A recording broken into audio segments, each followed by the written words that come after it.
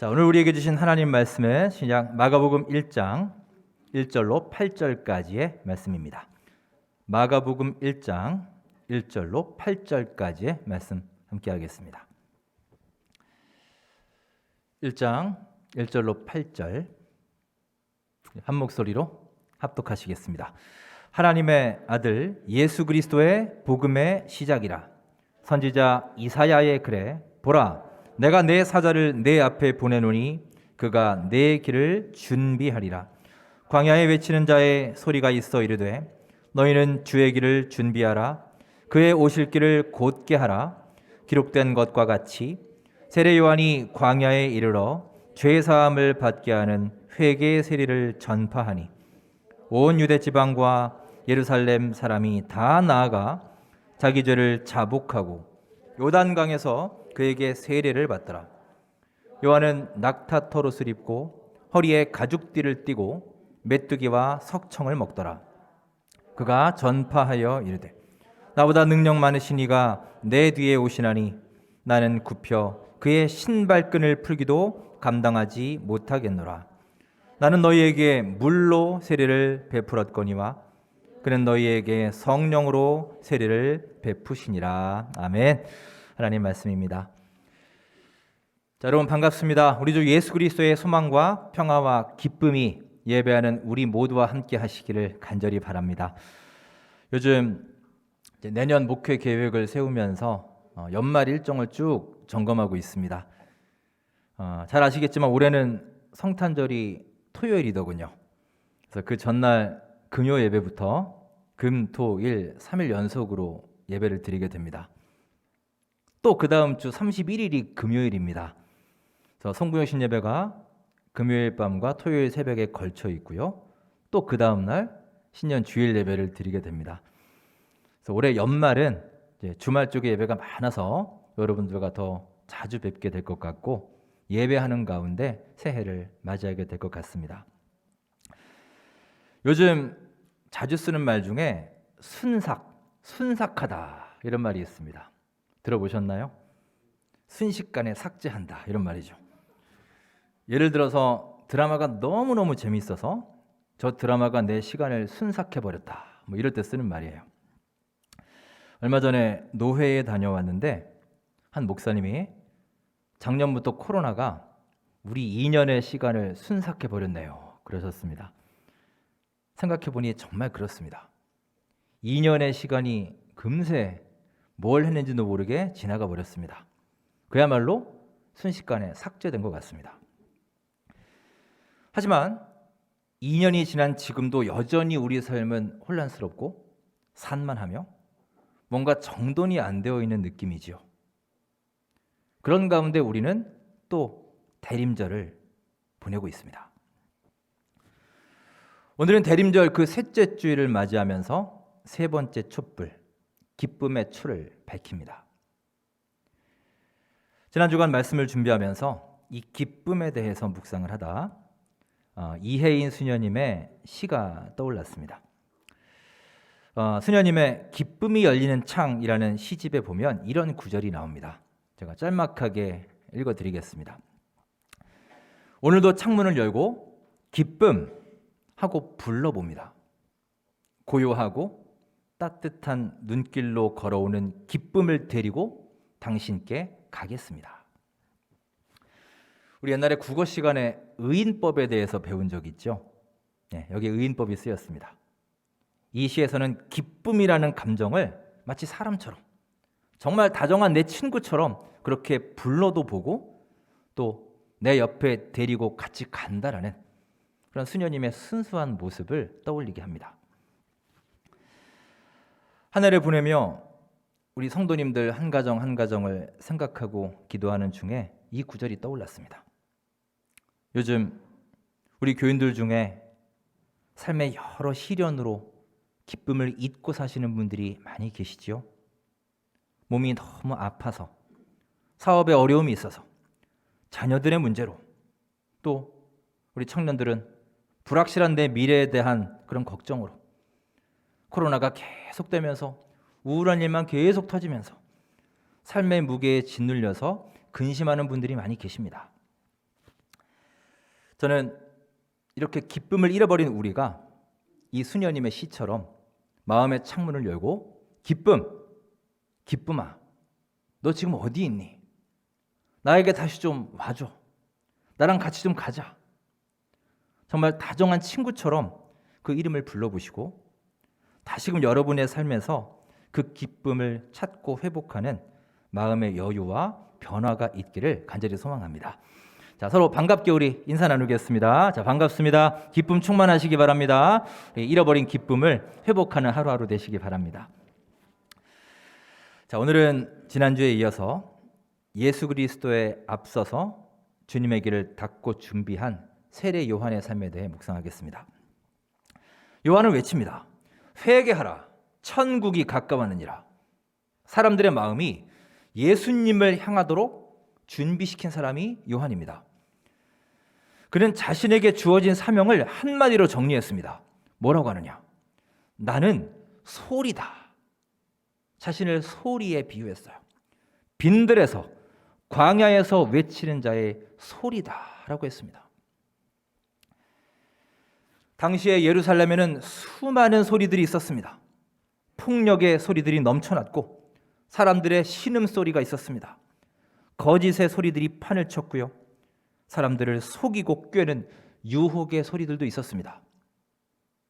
하지만 그 모든 소리들은 희망의 메시지가 되지 못했고 사람들을 좌절과 불안에 빠지게 할 뿐이었습니다. 하지만 바로 그때 또 하나의 소리가 등장한 것입니다. 바로 세례 요한의 외침, 광야에서 외치는 자의 소리였습니다. 그의 외침이 무엇이었습니까? 하나님의 어린 양을 보라. 우리 죄를 담당하시기 위해서 오신 예수 그리스도, 그분을 바라보아라. 그가 곧 구원이시다. 이 외침이었어요. 요한의 이 소리가 당시의 유일한 복음의 소리이자 희망의 소리였고 구원의 소리였던 것입니다. 요한은 자신에게 주어진 사명을 잘 알고 있었습니다. 주님을 증거하기 위해서 소리쳐 외쳐야 하는 사명을 너무나 잘 알고 있었어요. 알고만 있었던 게 아니라 그런 삶을 실천한 사람이었습니다. 여러분, 세례 요한은 사명자로 살아가야 하는, 하지만 사명감이 너무나 약해져 버린 이 시대 우리 그리스도인들에게 커다란 가르침을 주고 있습니다. 자, 그는 자신의 사명을 위해 어떤 삶을 살았을까요? 오늘 요한을 통해서 그리스도를 맞이하는 참된 준비자의 삶에 대해서 함께 묵상하겠습니다. 자, 먼저 세례 요한은 자신의 사명을 위해 단순한 삶을 선택하며 살았습니다. 자, 오늘 본문 6절 말씀을 함께 읽겠습니다. 6절 시작. 요한은 낙타 털옷을 입고 허리에 가죽띠를 띠고 메뚜기와 석청을 먹더라. 아멘. 이 말씀을 보시면 요한이 어떤 사람인지를 보여주는 4개의 단어가 등장을 하죠. 자, 보십시오. 낙타 털옷, 그리고 가죽띠를 띄었고요. 메뚜기, 석청, 4가지가 그에 대해 묘사해주고 있습니다. 4가지 다 가만히 보면 이게 범상하지 않은 단어들이에요. 자, 그러면 이 자료를 가지고 한번 여러분 세례 요한의 모습을 이렇게 상상해 보십시오. 어떤 모습이었을까 한번 떠올려 보세요. 일단 그의 옷을 한번 볼까요? 소위 그의 패션 스타일을 한번 보겠습니다. 그림을 볼까요? 대략 저랬을 것 같아요. 성경에 의하면 낙타 털옷을 입었다고 했습니다. 그리고 가죽 허리띠를 띄었다고 했어요. 저 그림 보시니까 어떠세요, 여러분? 아주 야성미가 넘치지 않습니까? 그야말로 야생에서 잘 살 것 같은 그런 스타일이에요. 자, 그는 낙타 털옷을 입었습니다. 낙타 털옷은요, 길게 쭉 늘어진 정말 볼품없는 옷이었습니다. 이건 뭘 상징하느냐? 당시 팔레스틴 지방의 가난한 서민들이 주로 입는 옷이었습니다. 그야말로 다른 옷의 선택의 여지가 없는 사람들, 정말 가난한 사람들을 위한 옷이었던 것이죠. 자, 가죽 허리띠를 맸다고 했습니다. 사실 저런 스타일의 옷이라면 허리띠를 당연히 맬 수밖에 없어요. 안 그러면 옷이 막 펄럭거릴 테니까요. 이 허리띠는 바람이 세게 불어오거나 급하게 뛰어갈 때도 옷이 펄럭거리지 않도록 조여주는 당시 광야 생활의 필수품이었습니다. 그런데 왜 가죽 허리띠냐? 당시에 좀 괜찮게 사는 사람들, 부유한 사람들은 그 띠에다가 여러 가지 장식들을 치장한 화려한 띠를 맸다고 합니다. 그런데 요한이 두른 가죽띠는 그런 장식이 없는 아주 단순하고 평범한 허리띠였던 것이죠. 이게 당시 요한의 옷차림이었습니다. 자, 두 번째로 그의 먹는 음식을 볼까요? 그의 푸드 스타일입니다. 본문에 보시면 그가 뭘 먹었느냐? 메뚜기와 석청을 먹었다고 했어요. 여러분 메뚜기 드셔보셨나요? 예, 많이 계시네요. 드셔보신 분? 저도 한 15년 전에 태국에 갔었는데요. 저녁에 가이드 하시는 분이 저를 시장에 데리고 가더라고요. 그러니까 한국 시장 같은 그런 곳인데 노점상 같은데 곤충들이 쫙 이렇게 있습니다. 그래서 먹을 기회가 있긴 있었어요.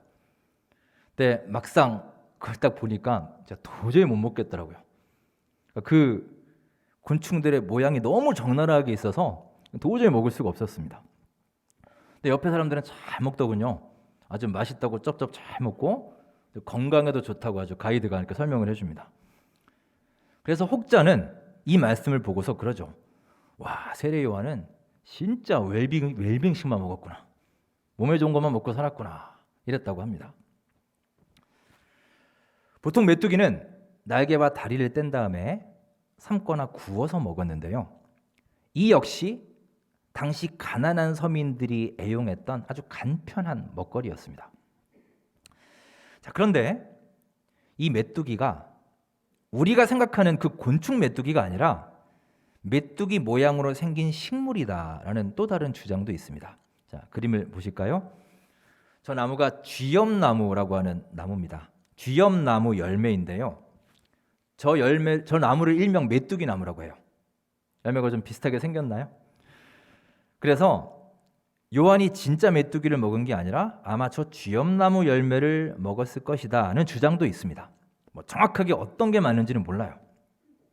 하지만 어쨌건 곤충이건 열매건 간에 그 광야에서 쉽게 먹을 수 있는 것을 먹은 것은 확실합니다. 자, 그다음 석청은 벌꿀이죠. 야생 벌꿀입니다. 이 역시 광야에서 쉽게 얻을 수 있는 것으로 일종의 후식, 디저트라고 보시면 되겠습니다. 자, 그러면 이런 요한의 옷차림과 먹는 음식을 보면서 여러분은 어떤 이미지를 그에게 느끼시나요? 한마디로 말하면 요한은 그가 취할 수 있는 가장 단순한 삶, 흔히 요즘 심플 라이프 스타일이라고 하죠. 그런 단순한 삶의 모습을 취하고 살았던 거예요. 자, 그는 왜 이런 단순한 삶을 살았을까요? 일단 그가 사는 곳이 광야였기 때문일 것입니다. 그가 살던 그 광야가 유대 광야인데요. 자, 그림을 보실까요? 저런 곳이에요. 정말 풀 한 폭이 물 한 모금 나오지 않는 곳입니다. 이런 곳에서 의식주를 해결하려면 요한처럼 살 수밖에 없어요. 자, 그런데 여러분, 좀 더 근본적으로 그러면 그에게는 과연 욕심이라는 게 없었을까요? 그도 사람인데요. 우리처럼 더 편하게 지내고 싶고 더 맛있는 거 먹고 싶고 좋은 것 입고 싶고 더 누리며 살고 싶은 마음이 왜 없었겠습니까? 하지만 그는 자신의 중요한 사명을 위해서, 복음을 증거한다는 사명을 위해, 그리스도의 길을 준비한다는 사명을 위해서 이런 개인의 욕망을 다 내려놓았던 것입니다. 즉 단순한 삶을 선택한 거예요. 요즘 자주 쓰는 말로 선택과 집중을 한 것입니다. 자신의 그 사명에 집중하고 사사로운 욕심을 버린 것입니다. 성경에서 광야는 아주 중요한 사건들의 배경이 되곤 합니다. 이스라엘 백성들이 출애굽을 하자마자 간 곳이 광야죠. 가나안을 들어가기 위해 거쳐야 했던 곳이 바로 광야였습니다. 여러분, 이 광야야말로 우리 그리스도인들이 있어야 될 삶의 자리를 상징적으로 표현하는 말이에요. 우리가 주님을 믿는 순간에, 주님을 따르기로 결단하는 순간에 우리는 광야로 나온 것입니다. 결코 쉽지 않은 일입니다. 하지만 나는 광야가 싫다고, 나는 힘들어서 싫고, 먹을 것도 없고 마실 것도 제대로 없고, 너무 더워서 싫고, 추워서 싫고, 위험해서 싫고, 사람이 살만한 곳이 아니야. 그래서 나는 광야에 가고 싶지 않아. 가지 않을 거야. 거부하면 어떻게 되겠습니까? 우리 신앙은 계속해서 뒤만 돌아보고 후회만 하고 불평만 늘어놓고 한 걸음도 앞으로 나아갈 수 없을 것입니다. 여러분, 광야는 피해갈 수 없어요. 반드시 거쳐야만 하는 곳입니다. 그렇지 않으면 퇴보하는 겁니다. 오늘 우리는 요한으로부터 중요한 삶의 교훈을 배웁니다. 바로 단순한 삶의 모습이에요. 사명을 위해 단순한 삶을 택하고 사는 겁니다. 우리는 사실 너무나 복잡하게 살지 않습니까? 너무 많은 것을 생각하고 너무 많은 것에 관심을 두고 수많은 것들을 지금도 쫓아서 살고 있습니다. 단순한 삶을 위해서는요, 반드시 해야 될 것이 있죠. 바로 버리는 법을 알아야 됩니다. 버릴 수 있어야, 포기할 수 있어야 단순해질 수 있는 거예요. 여러분, 이사 많이 해보셨죠? 이사할 때 보면 당장에 알 수 있습니다. 여러분, 이삿짐 챙기다 보면 별의별 것들이 다 나오지 않습니까? 그 전에 집에서 이사 올 때 차마 못 버리고 가지고 온 거, 언젠가 한 번은 쓰지 않을까 싶어서 고민하다 또 가지고 온 것들이 있죠. 정작 이사 와서는 한 번도 안 쓰고 심지어 어디다가 뒀는지도 기억 못하는, 그렇게 이삿짐을 정리하다가 나타나는 그것들, 또 버리지 못하고 다음 이사 갈 때 또 들고 갑니다. 버리는 게 그렇게 힘듭니다. 저도 잘 버리질 못해서요, 정말 저를 따라서 미국까지 건너갔다 온 물건들이 꽤 돼요. 미국에서 한 번도 쓰지 않았습니다. 우리가 몸에 살을 빼기 위해 다이어트를 하죠. 우리 몸만 다이어트가 필요한 게 아니라 우리 삶에도 다이어트가 필요합니다. 즉, 우리 삶에서 과한 것들이 많이 있죠. 남아 도는 것들이 있습니다. 쓸데없는 관심들이 너무 많습니다. 내 욕심으로 넘쳐나는 것들이 있고 과잉된 것들이 있습니다. 이런 것들을 버릴 수 있고 절제할 수 있어야 이 심플 라이프가 가능한 거예요. 사랑하는 여러분, 이 대림절 기간의 세례 요한처럼 하나님이 나에게 주신 그 사명을 위해서 나의 세상의 욕심들과 관심사들을 하나씩 하나씩 내려놓고 버릴 수 있는 단순한 삶을 실천해가는 여러분과 저의 삶이 될 수 있기를 간절히 바랍니다. 자, 우리가 요한에게 배우는 참된 준비자의 두 번째 모습은 조연, 들러리로서의 삶입니다. 자, 7절 말씀을 함께 읽겠습니다. 시작. 그가 전파하여 이르되 나보다 능력 많으시니가 내 뒤에 오시나니 나는 굽혀 그의 신발끈을 풀기도 감당하지 못하겠노라. 아멘. 그는 고백합니다. 내 뒤에 오시는 분이 훨씬 더 크신 분이다. 나보다 더 크신 분이다. 나는 그의 신발끈을 풀기도 감당할 수 없다. 그가 주인공이시다. 고백하며 모든 시선을 그분에게 돌렸습니다. 이처럼 요한은 주인공인 예수님을 높이기 위해 철저하게 자신을 낮추는 조연의 삶을 선택했습니다. 조금 뒤로 가서 3장 30절에 더 실감나는 고백이 나옵니다. 자, 3장 30절 함께 읽습니다. 시작. 그는 흥하여야 하겠고 나는 쇠하여야 하리라 하니라. 아멘. 우리말 성경에는 흥하다, 쇠하다 이렇게 번역하니까 좀 감이 안 오는데요. 영어 성경에 보시면 He must become greater, I must become less. 여러분, great라는 말에는 여러 가지 뜻이 있죠. 위대하다, 뛰어나다, 크다, 대단하다, 이런 뜻이에요. 즉, 그는 나보다 훨씬 더 위대하신 분이고 훨씬 더 뛰어나신 분, 훨씬 더 크신 분입니다 라는 고백이지요. 또한 less라는 말은 더 작은, 더 미미한, 더 보잘것없는 이란 뜻입니다. 내가 장차 오실 예수님에 비하면 나 세례 요한이 그런 존재라는 거예요. 이 고백이 바로 역사의 무대에 주인공으로 등장하시는 예수님을 위해 세례 요한이 남긴 위대한 고백입니다. 자, 그런데 여러분, 지금 이 말을 하는 사람이 요한이라는 게 매우 중요합니다. 이게 왜 중요하느냐? 말이라고 하는 것은요, 물론 그 내용도 중요하지만 여러분 보십시오. 똑같은 말이라고 해도, 거의 같은 내용이라 해도 그 말을 누가 하느냐에 따라서 그 힘과 영향력은 완전히 달라질 수 있습니다. 자, 가령 데뷔한 지 얼마 안 되는 신인 배우가 있습니다. 영화를 찍고 인터뷰를 했어요. 저와 같이 연기한 상대 배우는 저보다 훨씬 연기도 잘하고 뛰어난 배우입니다. 이렇게 인터뷰를 했다고 하죠. 그러면 그 신인 배우의 말이 얼마나 영향력이 있을까요? 아마 기자들은 그 얘기 들으면서 야, 너보다 연기 잘하는 사람이 어디 한둘이냐? 갓 데뷔해서 무슨 연기를 논하냐? 이럴 수도 있을 겁니다. 근데 몇 달 전에 우리가 너무나 잘 아는 윤여정 배우가 미나리라는 영화로 아카데미 여우조연상을 수상을 했죠. 수상 소식뿐만이 아니라 그의 인터뷰 모습, 그 당당하고 여유 있는 그 인터뷰 영상이 소개가 되면서 많은 한국인들이 자긍심을 갖게 되었습니다. 그런데 그 여러 인터뷰 영상 중에 이 윤여정 배우가 연기력을 칭찬한 후배 배우가 있었습니다. 그래서 화제가 됐죠.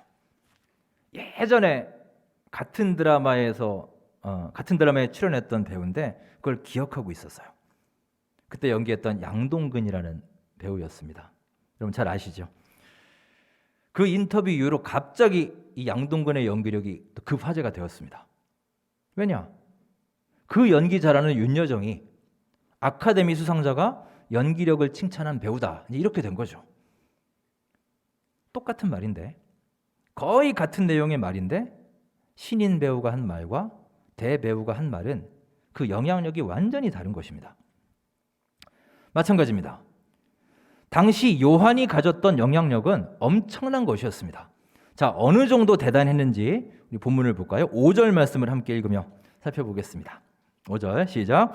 온 유대지방과 예루살렘 사람이 다 나아가 자기 죄를 자복하고 요단강에서 그에게 세례를 받더라. 아멘.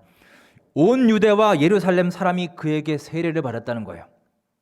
그럼 도대체 이 사람들이 얼마나 되느냐? 숫자는 안 나오지만 여러 학자들이 살펴본 결과 대략 한 30만 명 정도로 봅니다. 여러분 그 당시 인구에서 그 지역에 30만 명이면 어마어마한 숫자죠.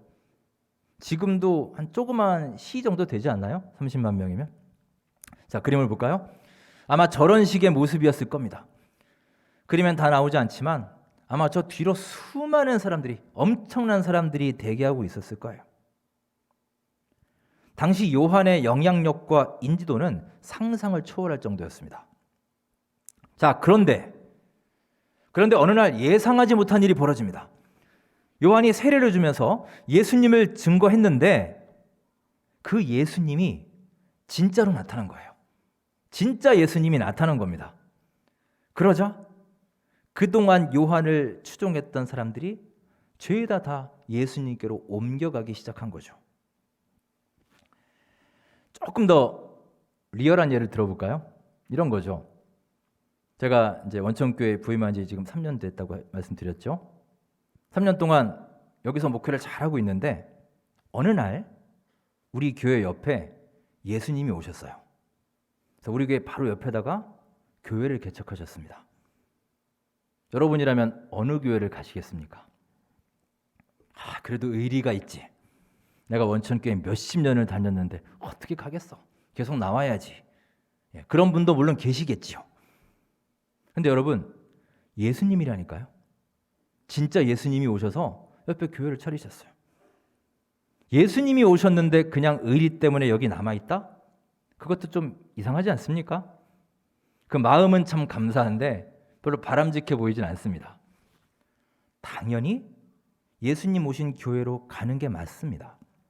자, 그러면 그런 일이 딱 벌어졌어요. 그럼 그때 제 심정은 어떨까요?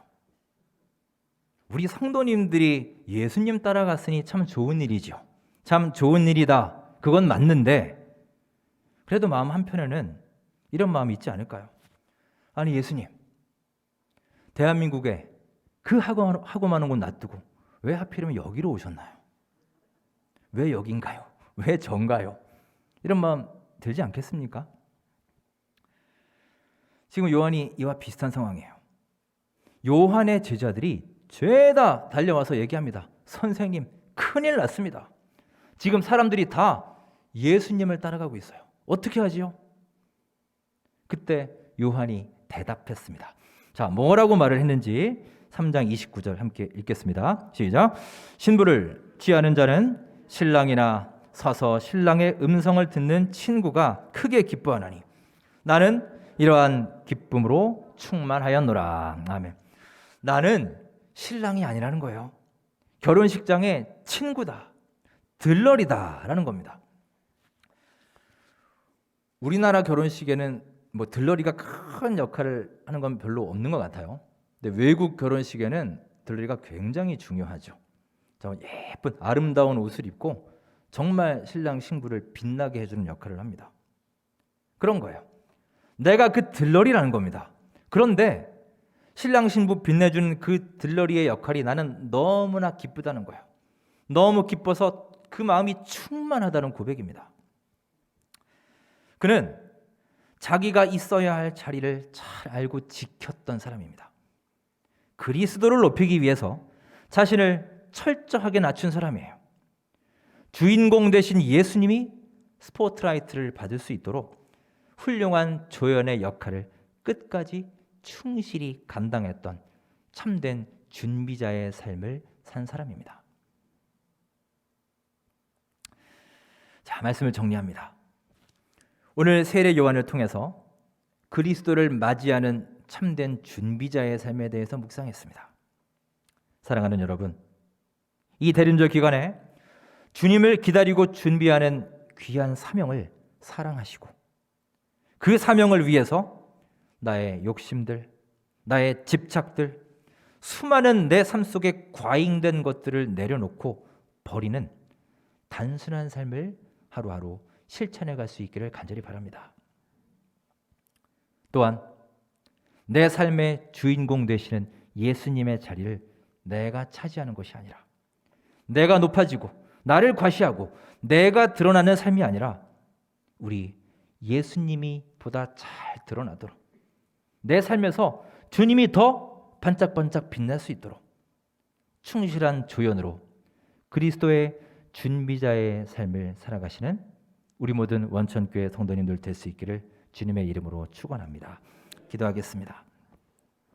하나님 아버지, 예수님의 오심을 기다리며 준비하는 대림절, 그 셋째 주일을 맞이합니다. 나는 광야에서 외치는 자의 소리다. 세례 요한의 그 외침을 가슴에 새기고 예수님의 길을 닦는 준비자로서의 사명을 위해 광야에서의 고초를 마다하지 않고 세상의 욕심을 내려놓고 버려가는 단순한 삶을 실천하게 하옵소서.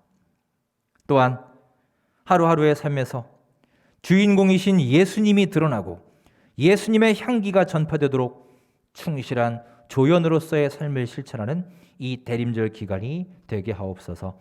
예수님의 이름으로 기도드립니다. 아멘.